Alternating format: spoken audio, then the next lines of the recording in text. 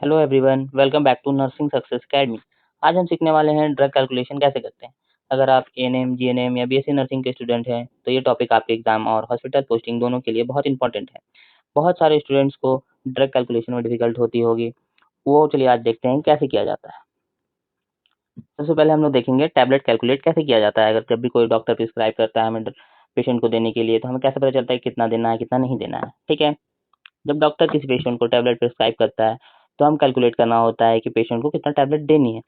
Formula से हम check करते हैं। सबसे पहले रिक्वायर्ड क्वांटिटी, कितना पेशेंट को जरूरत है उसके हिसाब से। प्रिस्क्राइब डोज, कितना डॉक्टर ने प्रिस्क्राइब किया है, डिवाइडेड बाय अवेलेबल डोज, हमारे पास कितना अवेलेबल है।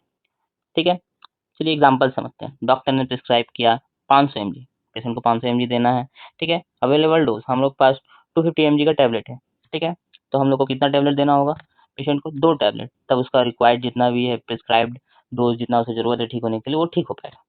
ठीक है, सीधा सीधा अगर हम लोग का 250 mg का है तो हम लोग को 2 टैबलेट देना पड़ेगा। अगर 500 mg का एक टैबलेट है तो हम लोग को एक टैबलेट से काम चल जाएगा। ठीक है, अब हम लोग देखते हैं लिक्विड कैलकुलेशन। ये सिरप और लिक्विड मेडिसिन के लिए यूज होता है। फॉर्मूला दिया गया है इसके लिए, रिक्वायर्ड क्वांटिटी जितना जरूरत है इक्वल टू प्रिस्क्राइब डोज जितना डॉक्टर ने प्रिस्क्राइब किया है, डिवाइडेड बाय अवेलेबल डोज जितना हम लोग पास अवेलेबल है, इनटू वॉल्यूम अवेलेबल।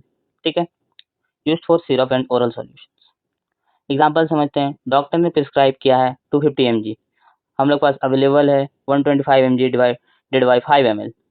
वॉल्यूम कितना अवेलेबल है हमारे पास 5 ml, तो हम लोग डिवाइड देंगे जितना हम लोग पास अवेलेबल है जितना प्रिस्क्राइब किया है उस हिसाब से हम लोग को 2 बार देना पड़ेगा। तो हम लोग को 5 ml का है तो हम लोग को 10 ml देना पड़ेगा अगर 2 बार देंगे तो। अगर हम लोग पास डायरेक्ट 250 mg का अवेलेबल रहता तो हम लोग एक ही बार में उसका डोज कंप्लीट हो जाता जितना रिक्वायर्ड है। फिर हम लोग देखते हैं इंजेक्शन कैलकुलेशन। इंजेक्शन को हम लोग कैसे कैलकुलेट करते हैं। इस इस कैलकुलेशन से हमें पता चलता है कि सिरिंज में कितना एमएल मेडिसिन भरना है। ठीक है, फॉर्मूला देखते हैं। रिक्वायर्ड क्वांटिटी, फिर से वही जितना जरूरत है, इक्वल टू प्रिस्क्राइब डोज जितना प्रिस्क्राइब किया गया है, divided by available dose into volume available जितना हम लोग पास अवेलेबल है। ठीक है, एग्जाम्पल से फिर से समझते हैं। डॉक्टर ने प्रिस्क्राइब किया है हम लोग को 500 mg, हम लोग को ये सिरिंज में हम लोग को मेडिसिन लेना है। इंजेक्शन वाइल में 1 ग्राम इन 10 ml है। सबसे पहले याद रखो 1 ग्राम कितना होता है, 1 ग्राम इक्वल टू 100 mg। ठीक है, सॉरी 1000 mg। अब कैलकुलेट करते हैं। 500 डिवाइडेड बाय 1000 इक्वल टू 0.5। ठीक है, तो हम लोग का जो कैलकुलेशन निकल के आया 0.5, 0.5 इंटू 10 इक्वल 5 ml। तो मतलब सिरिंज में हम लोग को 5 ml इंजेक्शन लेना है। सबसे कॉमन मिस्टेक होता है कि ग्राम को mg में कन्वर्ट करना भूल जाते हैं, इसलिए कैलकुलेशन से पहले यूनिट जरूर चेक करें। ठीक है, फिर आईवी फ्लो रेट हम लोग देख करेंगे कि आईवी फ्लो रेट कैसे करते हैं। ये टैबलेट यूज होता है जब आईवी फ्लूइड इन्फ्यूजन पंप से दिया जाता है तब। Formula flow rate equal to total volume divided by time. Example 100 ml fluid को 8 आवर में कंप्लीट करना है, तो हम लोग डिवाइड देंगे 1000 divided by 8 equal to 125 ml per hour. मतलब जो हम लोग पास 1000 ml था उसको अगर 8 से डिवाइड देंगे तो 125 ml पर आवर मिलेगा। पर प्रति घंटा हम लोग को 125 ml देना है। मतलब पंप में हम लोग को सेट करना पड़ेगा 125 ml पर आवर। ठीक है, इस हिसाब से। अब हम लोग देखते हैं ड्रॉप्स पर मिनट, हर मिनट से कितने ड्रॉप गिरना चाहिए। अगर इन्फ्यूजन पंप अवेलेबल नहीं है तो हम आईवी फ्लूइड को ड्रॉप पर मिनट में कैलकुलेट करते हैं। Formula drops per minute equal to volume into drops factor divided by time in minutes. ठीक है, useful when regulating IV sets manually. ठीक है, वही जब हम लोग के पास आईवी सेट्स मैनुअल सेट करना रहता है तब यूज करते हैं। एग्जांपल देखते हैं। अगर 500 ml फ्लूइड है हम लोग को 4 हावर में देना है। ठीक है, ड्रॉप फैक्टर है 20 GTT पर ml। सबसे पहले हावर को मिनट में कन्वर्ट करते हैं।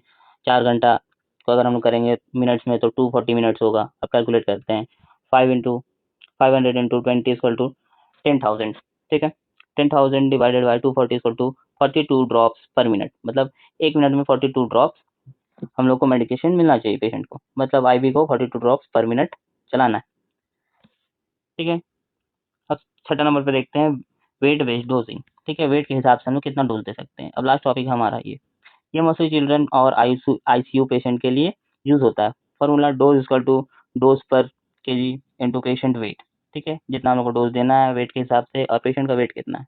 एग्जाम्पल डॉक्टर ने प्रिस्क्राइब किया है 15 mg पर केजी। ठीक है, पर केजी के हिसाब से 15 mg देना है। चाइल्ड का वेट है 20 kg, तो 15 इंटू 20 300 mg निकलेगा। मतलब जो हम लोग को मेडिकेशन देना है वो 300 mg देनी। इससे पीडियाट्रिक पेशेंट में वेट बहुत इंपॉर्टेंट होता है। अगर वेट हम लोग मेजर ठीक से नहीं करेंगे तो प्रॉब्लम हो सकता है।